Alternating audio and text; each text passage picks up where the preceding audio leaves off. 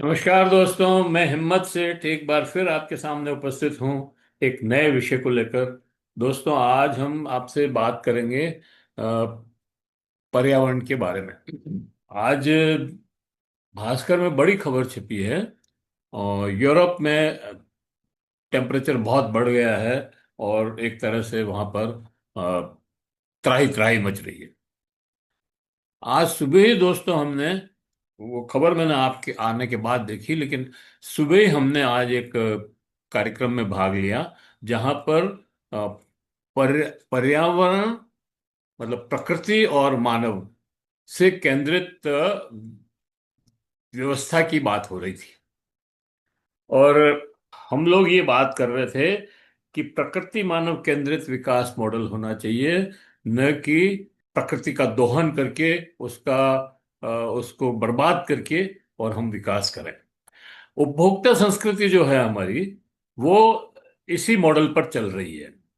चाहे वो कोई भी ये जो पूंजीवादी कॉरपोरेट व्यवस्था जो है, जो ज्यादा से ज्यादा उपभोग उपभोग और ज्यादा से ज्यादा मुनाफा पे चल रही है, वो यही सिखा रही है। और उसका जो है नतीजा आज बहुत ही बुरा आज हमको देखने को मिल रहा है। और मैं 5 मिनट उस प्रकृति मानव केंद्रित की बात करना चाहता हूँ, उसके बाद मैं यूरोप की खबर पर आऊँ। आज मैं आपको एक ऐसे विकास मॉडल की चर्चा करना चाहता हूँ जो केवल आर्थिक वृद्धि की बात नहीं करता, बल्कि मानव और प्रकृति दोनों के संतुलित विकास को केंद्र में रखता है। इसे प्रकृति मानव केंद्रित व्यवस्था कहा जा सकता है।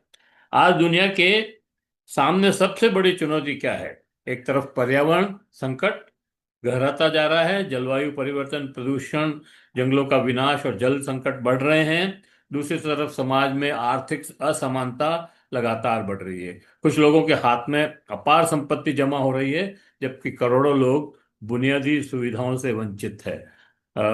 विश्व भर में दोस्तों अरबपति बनने की जो है प्रतिस्पर्धा चल रही है। भारत भी उसमें शामिल है और अभी तक हम 250 अरबपति बना चुके हैं।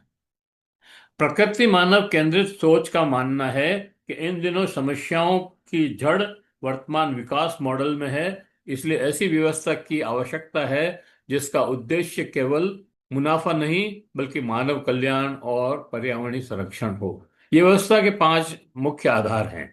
पहला, पर्यावरणीय संवर्धन। प्रकृति को केवल संसाधन नहीं, बल्कि जीवन का आधार माना जाए। विकास ऐसा हो जो नदियों, जंगलों, मिट्टी और जैव विविधता की रक्षा करे।